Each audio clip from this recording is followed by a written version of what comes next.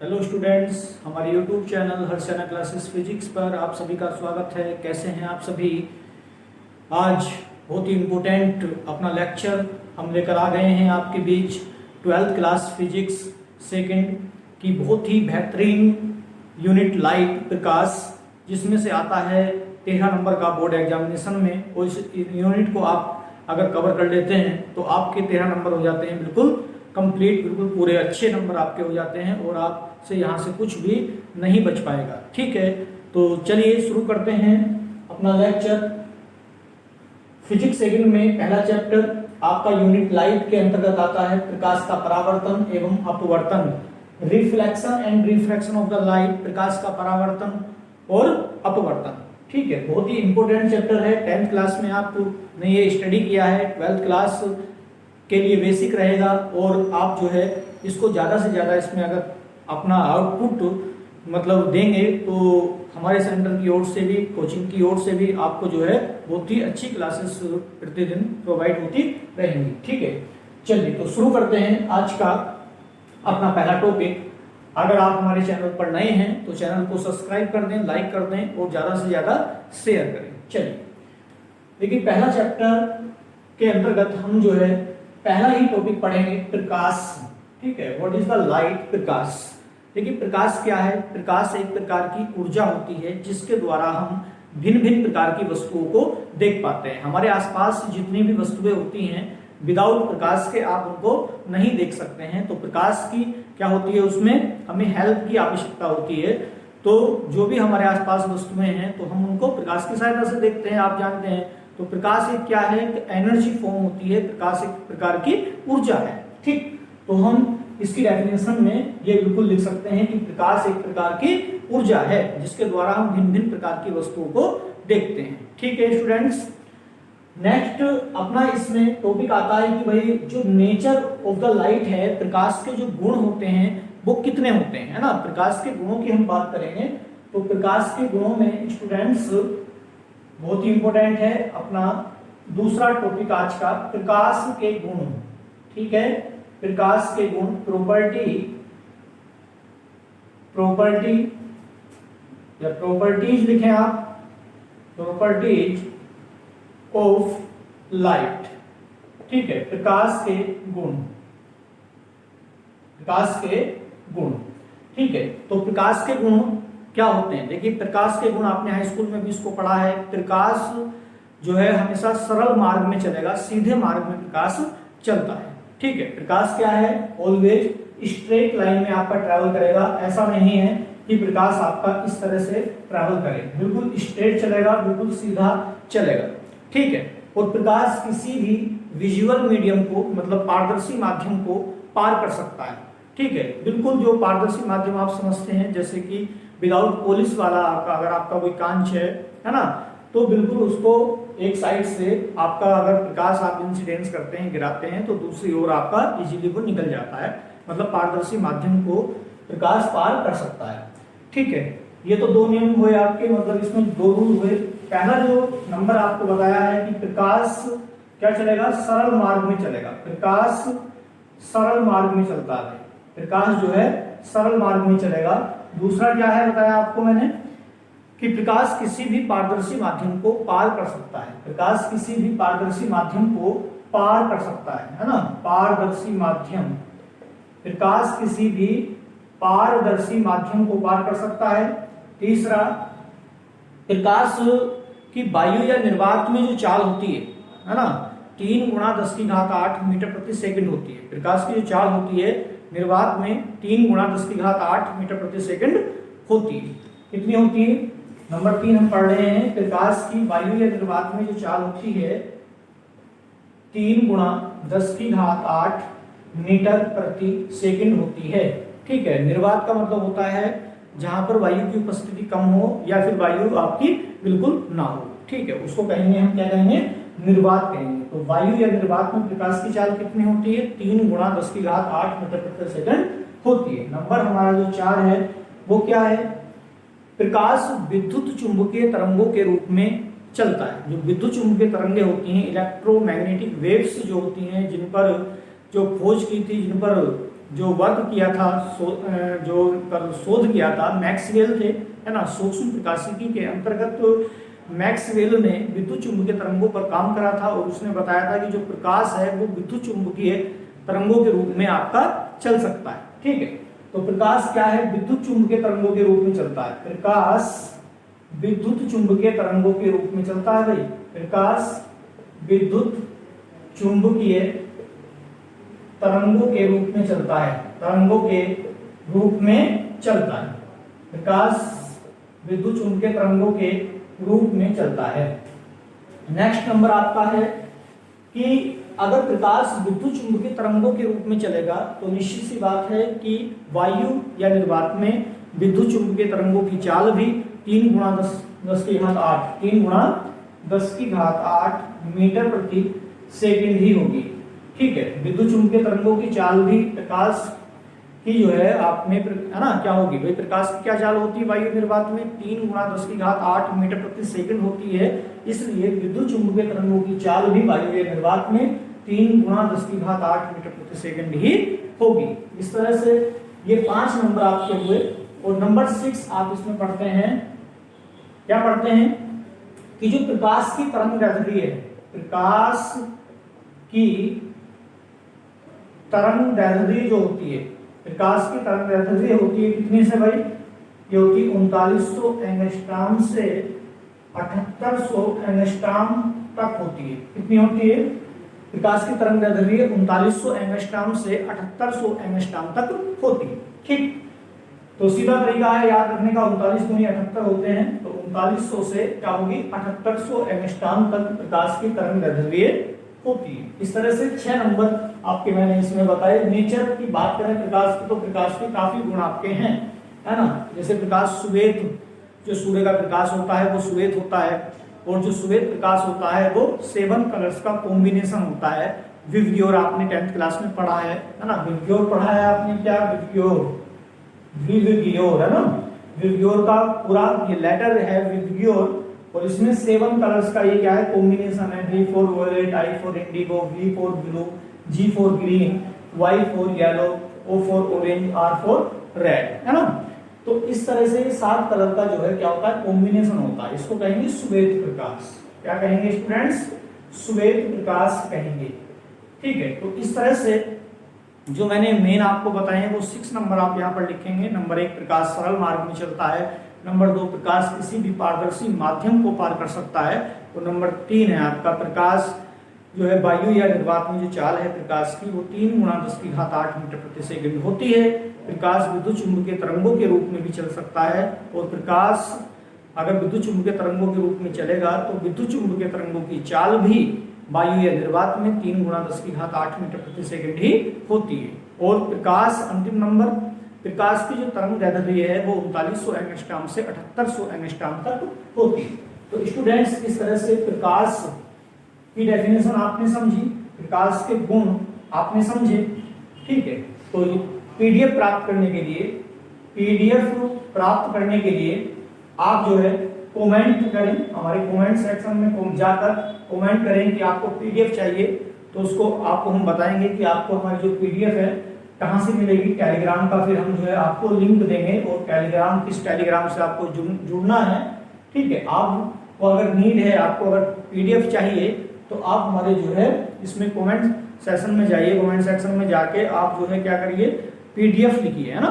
तो पीडीएफ लिखते हैं तो आपको जो है वहां पर बताया जाएगा, नेक्स्ट वीडियो जैसे ही अपलोड होगी तो वहां से आप टेलीग्राम का चैनल का लिंक दिया जाएगा, आप उसको क्लिक करेंगे तो आपको पीडीएफ मिल जाएगी। ठीक है, चलिए उसके बाद नेक्स्ट जो आज का हमारा टॉपिक है वो आता है, इसको मैं रफ कर रहा हूं, प्रकाश का परावर्तन। जैसे हमारा चैप्टर का नाम है भाई प्रकाश का परावर्तन एवं अपवर्तन, तो हम प्रकाश के परावर्तन पर बात करते हैं कि प्रकाश का परावर्तन क्या होता है।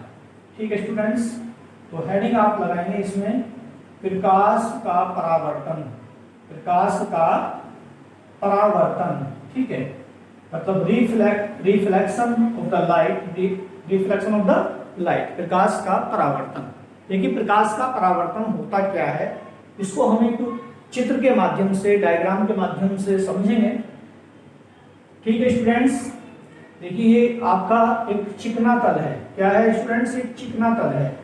ये आपका है चिकना तल, ये आपका चिकना तल है, ये आपका चिकना तल है।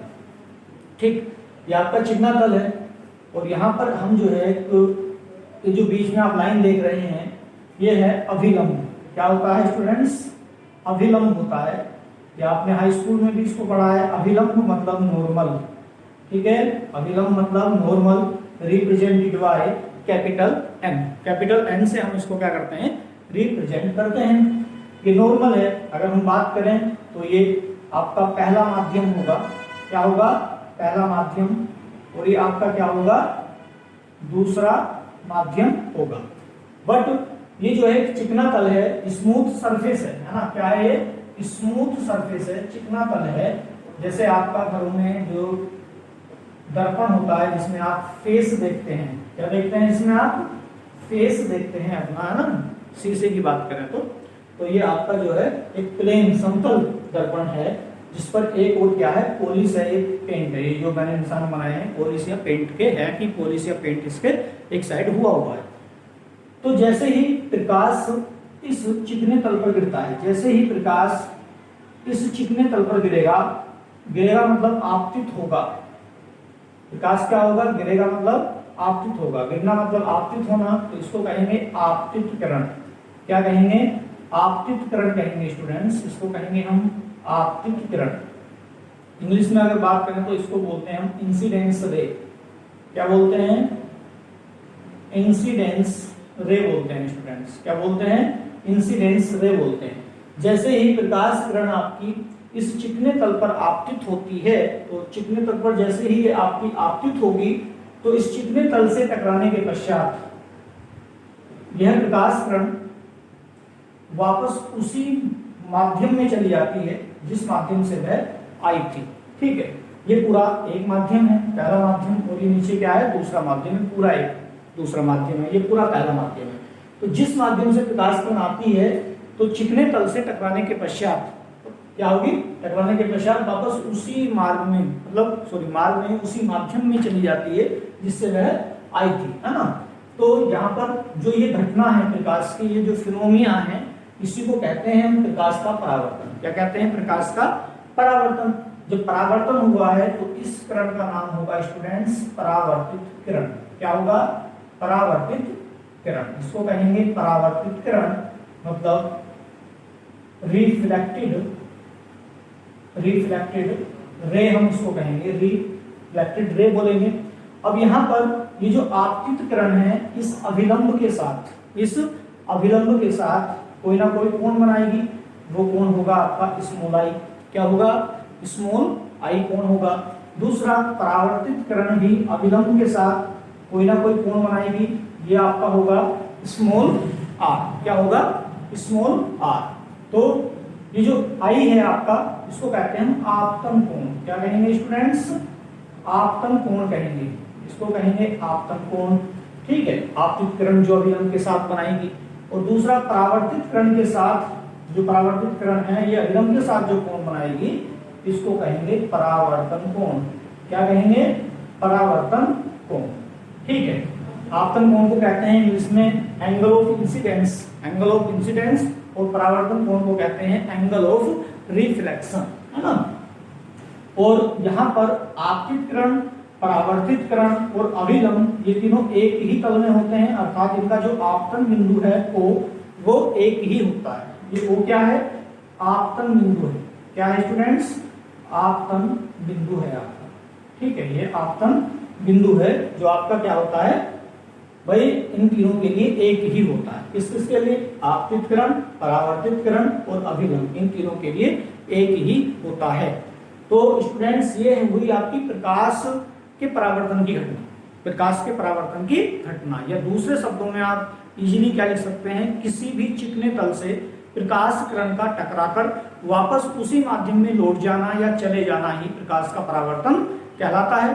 ठीक है, सिंपल सी परिभाषा ये आप लिखें, या दूसरा ये लिखें कि जब कोई प्रकाश किरण किसी चिकने तल पर गिरती है तो वह उससे टकराकर वापस उसी माध्यम में चली जाती है जिससे वह आई थी, तो प्रकाश की इस घटना को प्रकाश का परावर्तन कहते हैं। तो जैसे चाहे आप वैसे लिख सकते हैं। लैंग्वेज फिजिक्स की अपनी होनी चाहिए, ना कोई किताब की लैंग्वेज होनी चाहिए, ना मॉडल की, ना टीचर की लैंग्वेज। मैं कहता हूँ कि आप लैंग्वेज को खुद एक्सप्लेन कीजिए। अगर लैंग्वेज को आप खुद एक्सप्लेन करेंगे तो आप फिजिक्स में बहुत अच्छा कर सकते हैं, है ना। और चीज़ों को लिखेंगे, जितना जितना आप चीज़ों को लिख लिख के याद करेंगे तो उतना जो है आपके लिए बेनिफिशियल होगा। ठीक, तो इस तरह से स्टूडेंट्स ये डायग्राम आपको ड्रॉ करना है नोटबुक में। आप जो है रोक के वीडियो को भी आप यहाँ से इसको जो है बना सकते हैं। ठीक है, पीडीएफ के लिए मैंने आपको बता दिया है। अगर आपको पीडीएफ चाहिए, है ना, कोई भी आपका डाउट हो तो आप कमेंट कर सकते हैं। तो स्टूडेंट्स अब बात करते हैं प्रकाश के परावर्तन के नियम। जो हमारे नियम होते हैं प्रकाश के परावर्तन के, वो कितने होते हैं। तो मैं अभी यहाँ पे डायग्राम को रफ नहीं कर रहा हूँ। तो इसके बाद ये हमारा तीसरा टॉपिक था। नेक्स्ट हमारा 4 है प्रकाश, सीधा लिखिए आप परावर्तन, परावर्तन के नियम, परावर्तन के नियम। तो परावर्तन के 2 नियम होते हैं स्टूडेंट्स। परावर्तन के कितने नियम होते हैं? 2 नियम होते हैं। ठीक है, तो पहला क्या होता है, मैंने अभी भी बताया था आपको, आपतितकरण, परावर्तितकरण और अभिलंब, ये तीनों एक ही तल में होते हैं, अर्थात उनका आपतन बिंदु को एक ही होता है। तो पहला नंबर तो आपका ये होगा जो नियम होगा। दूसरा क्या होगा, आपतन कोण स्मॉल आई और परावर्तन कोण स्मॉल आर के जो मान होते हैं आपस में क्या होते हैं, बराबर होते हैं, इक्वल होते हैं। मतलब कि जो दूसरा हमारा नियम है वो क्या है कि कोण आई इक्वल टू कोण आर के होगा। कोण आई इक्वल टू कोण आर के आपके होगा। और पहला नियम मैंने आपको बता ही दिया है कि आपतितकरण, परावर्तितकरण और आपका ये जो अभिलंब है, तीनों एक ही तल में होते हैं। तो इस तरह से परावर्तन के आपके 2 नियम थे। बहुत ज्यादा इंपॉर्टेंट है। अगर हम ये चैप्टर पढ़ रहे हैं तो परावर्तन और अपवर्तन हमें आना चाहिए। ठीक है, अगर कंटिन्यू आप हमारे चैनल के साथ जुड़ेंगे तो बिल्कुल आपको बहुत ज्यादा बेनिफिट यहाँ होने वाला है। बस इसमें अगर आप नए हैं तो चैनल को सब्सक्राइब करें और ज़्यादा से ज़्यादा शेयर करें। ठीक है, तो नेक्स्ट टॉपिक की ओर बढ़ते हैं। आज का जो अपना नेक्स्ट टॉपिक है, हम उस टॉपिक की ओर बढ़ते हैं। तो टॉपिक अपना जो अगला है, हम डिस्कस करने वाले हैं अभी प्रकाश के अपवर्तन को। ठीक है स्टूडेंट्स, प्रकाश के अपवर्तन को हम डिस्कस करने वाले हैं। ठीक है, प्रकाश के अपवर्तन को डिस्कस करेंगे स्टूडेंट्स।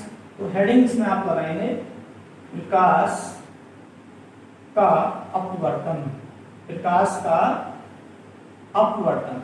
ठीक है स्टूडेंट्स, प्रकाश का अपवर्तन।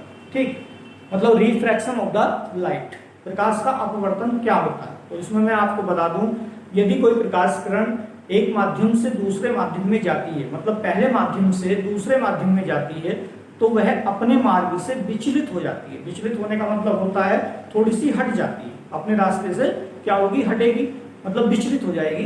तो प्रकाश की इस घटना को ही प्रकाश का अपवर्तन कहते हैं। क्या कहते हैं? प्रकाश का अपवर्तन कहते हैं। देखिए किस तरह से, डायग्राम के थ्रू हम जान लेते हैं क्या होता है प्रकाश का अपवर्तन।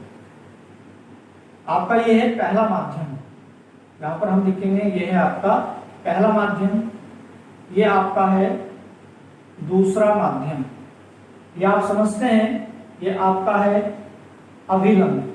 क्या है स्टूडेंट्स? ये आपका अभिलंब है, मतलब ये आपका नॉर्मल है एन। तो अभी क्या बताया, जब कोई प्रकाश किरण एक माध्यम से दूसरे माध्यम में जाती है तो वह अपने मार्ग से विचलित हो जाती है। प्रकाश विचलित हो जाती है तो प्रकाश की इसी घटना को प्रकाश का अपवर्तन कहते हैं। तो देखिए किस तरह से, जब कोई प्रकाश किरण एक माध्यम से दूसरे माध्यम में जाएगी, एरो का चिन्ह जरूर लगाएंगे। जब कोई प्रकाश किरण एक माध्यम से दूसरे माध्यम में जाएगी, ठीक है, ये होगी आपकी आपतित किरण। ये है कौन सी? आपतित किरण होगी स्टूडेंट्स। तो देखिए जब कोई प्रकाश किरण एक माध्यम से दूसरे माध्यम में जाती है तो वह अपने मार्ग से विचलित होती है। मतलब कि इस प्रकाश किरण को, जैसे मैं डॉट डॉट करके ये स्थिति आपकी खींच रहा हूं, कि अगर अपवर्तन ना हुआ होता तो ये प्रकाश किरण आपकी क्या है, जो कि जो मैंने डॉट डॉट करके ये खींची है लाइन, ये इमेजिनरी लाइन है, तो प्रकाश किरण जो है इसी तरह से आपकी एक्चुअल में जाती। लेकिन ऐसा होता नहीं है।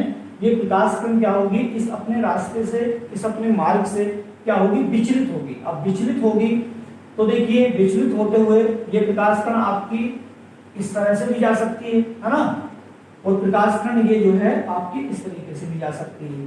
तो हम कहेंगे अगर ये अपने मार्ग से थोड़ी हट रही है, पल तरफ थोड़ा दूर हो रही है, तो कहेंगे कि अभिलंब से दूर हट रही है। कौन सी वाली किरण अभिलंब से दूर हट रही है स्टूडेंट्स? ये वाली किरण अभिलंब से दूर हट रही है। अगर चलो दूर नहीं हटती है तो दूसरा क्या हो सकता है, जैसे मैंने अभी बताया, ये अभिलंब की ओर झुक सकती है। ठीक, मतलब इसके पास केवल दो ही रास्ते हैं। अगर ये प्रकाश कण विचलित होगी अपने मार्ग से तो अभिलंब से दूर हटेगी, या तो अभिलंब से दूर हटेगी या फिर अभिलंब की ओर झुकेगी। तो जब दूर हटेगी अभिलंब से, है ना, तो पहला माध्यम क्या होगा, दूसरा माध्यम क्या होगा, है ना। और जब प्रकाश कण अभिलंब की ओर झुकती है तो पहला माध्यम क्या होता है और दूसरा माध्यम क्या होता है, तो इनको भी हम अभी समझेंगे। तो पहले जो हम डायग्राम बना रहे हैं इसमें इस तरह से दो कंडीशन हुई। कितनी कंडीशन हुई? दो कंडीशन हुई। तो पहली जो कंडीशन है यहाँ पे हम डाल देंगे फर्स्ट कंडीशन में हम जो डायग्राम बनाएंगे वो क्या बनाएंगे कि सपोज दैट भाई अगर प्रकाश कण एक माध्यम से दूसरे माध्यम में जाती है तो वह अपने मार्ग से विचलित होकर अभिलंब से दूर हट जाती है ना। अभिलंब से क्या हो जाती है, दूर हट जाती है। तो ये घटना अपवर्तन कहलाएगी। और किरण कौन सी होगी? अपवर्तित किरण। किरण कौन सी होगी स्टूडेंट्स? अपवर्तित किरण होगी, मतलब रिफ्रैक्टेड, इसको रे बोलेंगे हम, रिफ्रैक्टेड रे, है ना, रिफ्रैक्टेड रे आपकी ये होगी। दूसरी ये क्या होगी? इंसिडेंस रे होगी। ये तो आपको पता ही है, इंसिडेंस रे हम इसको कहते हैं। इसी प्रकार हम और क्या लिख सकते हैं इसमें, जैसे अभी परावर्तन हमने पढ़ा था, तो यहाँ ये जो आपतित किरण है, ये आपतित किरण भी संलग्न के साथ कोई ना कोई कोण बनाएगी, मतलब आपतन कोण स्मॉल आई बनाएगी। ठीक है, तो ये आपका क्या है, आई आपतन कोण है। तो यहाँ भी कोई ना कोई आपतन कोण ये आपकी प्रकाश किरण बनाएगी, जो आपतित किरण है अभिलंब के साथ। दूसरा, प्रकाश किरण यहाँ विचलित होकर अभिलंब से दूर हटी है, तो ये अपवर्तित किरण भी इस अभिलंब के साथ यहाँ कोई ना कोई कोण बनाएगी, स्मॉल आर कोण बनाएगी। ठीक है, और ये स्मॉल आर क्या है? अपवर्तन कोण होता है। क्या होता है? अपवर्तन कोण होता है स्टूडेंट्स। तो यहाँ पे हम लिखेंगे अपवर्तन कोण, एंगल ऑफ रिफ्रैक्शन हम इसको कहेंगे, अपवर्तन कोण। तो देखिए जब कोई प्रकाश कण एक माध्यम से दूसरे माध्यम में जाती है तो निश्चित ही वह अपने मार्ग से विचलित होती है, तो प्रकाश की इसी घटना को प्रकाश का अपवर्तन कहते हैं। तो पहली कंडीशन में हमने समझा कि जब प्रकाश कण दूर हटेगी तब क्या है। तो देखिए इसमें हम क्या लिखेंगे, इसके नीचे 3-4 लाइन की थ्योरी हम लिखते हैं कि यदि कोई प्रकाश कण एक माध्यम से दूसरे माध्यम में जाती है तो वह अपने मार्ग से विचलित होकर अभिलंब से दूर हट जाती है। क्या हट जाती है? दूर हट जाती है। तो हम दूसरे माध्यम को, ये जो दूसरा माध्यम है, ठीक, तो दूसरे माध्यम को हम पहले माध्यम के सापेक्ष, पहले के सापेक्ष दूसरे को हम क्या कहेंगे, है ना, दूसरे माध्यम को पहले माध्यम के सापेक्ष क्या कहेंगे, क्योंकि प्रकाश कण क्या है, पहले माध्यम से दूसरे माध्यम में आ रही है। तो आपसे इसमें पूछा जा रहा है कि दूसरे माध्यम को, मतलब दूसरे माध्यम को हम क्या कहेंगे, किसके सापेक्ष? पहले वाले माध्यम के सापेक्ष। तो स्टूडेंट्स हम दूसरे माध्यम को पहले माध्यम के सापेक्ष यहाँ कहते हैं विरल माध्यम। क्या कहेंगे? विरल माध्यम कहेंगे। क्या कहेंगे? विरल माध्यम कहेंगे। विरल का मतलब होता है वायु। क्या होता है स्टूडेंट्स? विरल का मतलब होता है वायु, कि दूसरा जो माध्यम होगा वो आपका विरल होगा, मतलब वायु होगा। और इसमें पहला माध्यम, आपने हाई स्कूल में पढ़ा है कि दो माध्यम है, एक तो सघन माध्यम होता है, दूसरा विरल माध्यम होता है। अगर दूसरा माध्यम विरल हो जाएगा पहले के सापेक्ष तो पहला माध्यम क्या होना चाहिए? पहला माध्यम क्या होना चाहिए स्टूडेंट्स, बताइए कमेंट करके। सघन होना चाहिए। होना चाहिए नहीं होना चाहिए? ये होना चाहिए सघन माध्यम। और सघन का मतलब होता है कांच। क्या होता है स्टूडेंट्स? सघन का मतलब होता है कांच। अगर कोई प्रकाश किरण, इसका मतलब ये हुआ कि कांच से अगर वायु में जाती है, कांच से अगर वायु में जाती है, या ये कहिए कि सघन से विरल माध्यम में जाती है, तो प्रकाश कण अभिलंब से दूर हटेगी। ठीक, इसका मतलब वायु में दूर हटती है, विरल माध्यम में दूर हटती है। और यहाँ पर एक इंटरेस्टिंग थिंग्स ये भी है कि आपतन कोण आई और अपवर्तन कोण स्मॉल आर में से कौन बड़ा होगा। ये भी कमेंट करके आप बताइए कि आपतन कोण आई में और अपवर्तन कोण आर में कौन सा कोण बड़ा होगा।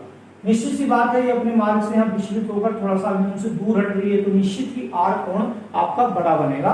तो आई छोटा बनेगा, तो हम लिख सकते हैं कोण आई छोटा होगा कोण आर से, अर्थात यहाँ कोण आर आपका बड़ा होगा। अगर अपवर्तन कोण का मान आपका ज्यादा है, अधिक है, ठीक है, तो इसका मतलब ये है कि प्रकाश किरण विरल माध्यम में जा रही है और आपका जो है ये दूर हट रही है। ठीक है, इतनी बात समझ में आती है। तो सघन माध्यम के लिए हम थोड़ा ये करके इस तरह से सघन को मतलब कांच को रिप्रेजेंट कर देंगे।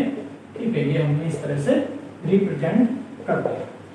तो ये पहली कंडीशन का आपका डायग्राम हो गया। उसके नीचे थ्योरी आपको वो लिखनी है जो मैंने बताया है कि यदि कोई प्रकाश कण एक माध्यम से दूसरे माध्यम में जाती है तो वह अपने मार्ग से विचलित होकर, ठीक है, अविलंब से दूर हट जाती है, तो दूसरे माध्यम को पहले माध्यम के सापेक्ष विरल माध्यम कहते हैं। तो ये डायग्राम बनाने के बाद थ्योरी आएगी। उसके बाद हम स्टडी करते हैं सेकंड कंडीशन को। इसको स्टडी करते हैं स्टूडेंट्स, सेकंड कंडीशन को स्टडी करेंगे। तो देखिए सेकंड कंडीशन का स्टडी का मतलब है कि भाई जब प्रकाश कण आपकी क्या हो रही है, अभिलंब की ओर झुक रही है। प्रकाश कण क्या हो रही है, अभिलंब की ओर झुक रही है। अगर भैया प्रकाश कण अभिलंब की ओर झुकेगी, इसका मतलब देखो यहाँ उल्टा हो रहा है, तो यहाँ माध्यम आपके उलट जाएंगे। क्या होंगे, माध्यम आपके उलट जाएंगे। अगर कोई प्रकाश कण, ये सेकंड कंडीशन, यदि कोई प्रकाश कण एक माध्यम से दूसरे माध्यम में जाती है तो वह अपने मार्ग से विचलित होकर ये अभिलंब की ओर झुक जाती है। अगर ये अभिलंब की ओर झुक रही है, अब दूर नहीं हट रही, ये अभिलंब की ओर झुक जाती है, तो यहाँ पर ये अभिलंब के साथ कोण बनाएगी आर। देखो कितना छोटा सा कोण बनना है ना, तो ये कोण क्या है आपका, छोटा होगा, तो ये आपका होगा अपवर्तन कोण। क्या होगा स्टूडेंट्स, अपवर्तन कोण। और ये किरण कौन सी होगी, अपवर्तित किरण होगी। ये आपकी कौन सी किरण होगी, अपवर्तित किरण होगी, है ना। ये बिल्कुल एरो का चिन्ह आप जरूर बनाएं, ये वही एरो का चिन्ह। अभिलंब के लिए सीधा मैं यहाँ पे नॉर्मल एन ही बना दे रहा हूँ। ठीक है, तो देखिए अगर प्रकाश कण अभिलंब की ओर झुकेगी, मतलब अपने मार्ग से विचलित होकर अभिलंब की ओर झुकेगी, तो हम दूसरे माध्यम को पहले माध्यम के सापेक्ष क्या कहेंगे। तो थ्योरी इसके नीचे आपकी लिखी जाएगी। यदि कोई प्रकाश कण एक माध्यम से दूसरे माध्यम में जाती है तो वह अपने मार्ग से विचलित होकर, अगर अपने मार्ग से विचलित होकर अभिलंब की ओर झुकती है, तो दूसरे माध्यम को पहले माध्यम के सापेक्ष, दूसरे की बात हो रही है, दूसरे माध्यम को पहले के सापेक्ष क्या कहेंगे, दूसरे को क्या कहेंगे, पहले के सापेक्ष सघन माध्यम कहेंगे। सघन मतलब कांच कहेंगे स्टूडेंट्स। क्या कहेंगे, कांच कहेंगे। ठीक है, अब उल्टा हो जाएगा, पहले क्या था, विरल था, अब क्या हो जाएगा, सघन। तो दूसरे माध्यम को पहले के सापेक्ष सघन माध्यम मतलब कांच कहते हैं। जब दूसरा माध्यम सघन हो जाएगा तो पहला कौन सा होना चाहिए, इसको लिखने की आवश्यकता नहीं होती थ्योरी में। जब दूसरे माध्यम को हम क्या कहेंगे, सघन माध्यम कहेंगे, तो पहला क्या होगा, विरल माध्यम हो जाएगा। क्या हो जाएगा, विरल माध्यम हो जाएगा। तो यहाँ पर हम लिखेंगे विरल मतलब वायु। तो कह सकते हैं कि अगर कोई प्रकाश किरण विरल से सघन में जा रही है, अर्थात वायु से कांच में जा रही है, तो प्रकाश कण अपने मार्ग से विचलित होकर अभिलंब की ओर झुकेगी। क्या होगी, झुकेगी, मतलब कांच में झुकती है। ठीक है, ये ध्यान रखना, कांच में प्रकाश कण अभिलंब की ओर झुकती है। ये प्रैक्टिकल भी आपका जो है प्रयोगशाला में जहाँ भी आप पढ़ते हैं तो वहाँ पर जो भी आपके सर होंगे तो वो कराएंगे प्रयोगशाला में कि जो अपवर्तन की घटना है ग्लास लैब के द्वारा कैसे की जाती है। तो वहाँ पर बिल्कुल सब जो है सारा क्लियर दिखाई देता है कैसे कैसे अपवर्तन हुआ। ठीक है स्टूडेंट्स, तो यहाँ पर ये सघन है, तो सघन को कुछ इस तरह से आप रिप्रेजेंट कर देंगे स्टूडेंट्स, इस तरह से रिप्रेजेंट आप यहाँ पर कर देंगे। ठीक है, और इसके नीचे आपको थ्योरी मैंने जो बताई है वो आपको लिखनी है। यदि कोई प्रकाश कण एक माध्यम से दूसरे माध्यम में जाती है तो वह अपने मार्ग से विचलित होकर अभिलंब की ओर झुक जाती है, तो दूसरे माध्यम को पहले माध्यम के सापेक्ष सघन माध्यम कहते हैं। ठीक है स्टूडेंट्स, लेक्चर आपको कैसा लगा जरूर बताइएगा, कमेंट करके ये बताइएगा कि लेक्चर आपको कैसा लगा, सारी चीजें क्लियर हुई या नहीं हुई, कहीं पर कोई दिक्कत रही, कोई डाउट रही, आपका डाउट अगर हो तो उसको आप जो है कमेंट करके जरूर बताइए। और अगर आपको सेशन समझ में आया हो, पसंद आया हो, तो आप ज़्यादा से ज़्यादा लाइक करें, शेयर करें और सब्सक्राइब करें अपने मित्रों के साथ। कहीं भी कोई भी स्टूडेंट्स पढ़ रहा है तो आप हमारे चैनल को वहाँ तक पहुँचाएँ और निश्चित ही बिल्कुल आपको जो है सारी चीज़ें यहाँ पर कराई जा रही हैं, तो कहीं ना कहीं आपके लिए बेनिफिशियल जरूर रहेगा। क्योंकि 12th क्लास फिजिक्स है, ठीक है। फिजिक्स में इजी कुछ नहीं होता है, बहुत ही इसमें डीपली आपको पढ़ना पड़ता है, और जितना आप डीपली पढ़ेंगे तो उतना आपके लिए बहुत अच्छा होने वाला है, ठीक है। चलिए, थैंक यू सो मच। आप जो है चैनल के साथ बने रहें और अपनी प्रतिक्रिया देते रहें कि आपको जो है सेशन कैसे लग रहे हैं, और जो भी आपका डाउट है, प्रॉब्लम है, आप जरूर बता सकते हैं। तो हर्षना क्लासेस फिजिक्स आपका जो है बहुत ही स्वागत करता है चैनल पर, तो ज़्यादा से ज़्यादा आप जुड़ें। Thank you so much channel पर आने के लिए। चलिए क्लोज करते हैं। नेक्स्ट टॉपिक जो है अपने अगले लेक्चर में देखेंगे हम। तो ये जो टॉपिक हमने करे हैं, इन टॉपिक को आप कवर कर लीजिए, और वीडियो को रोक कर जो है आप क्या कर सकते हैं, अपने नोट्स बना सकते हैं, हैंड रिटन नोट्स बना सकते हैं। Thank you so much. Okay, bye bye.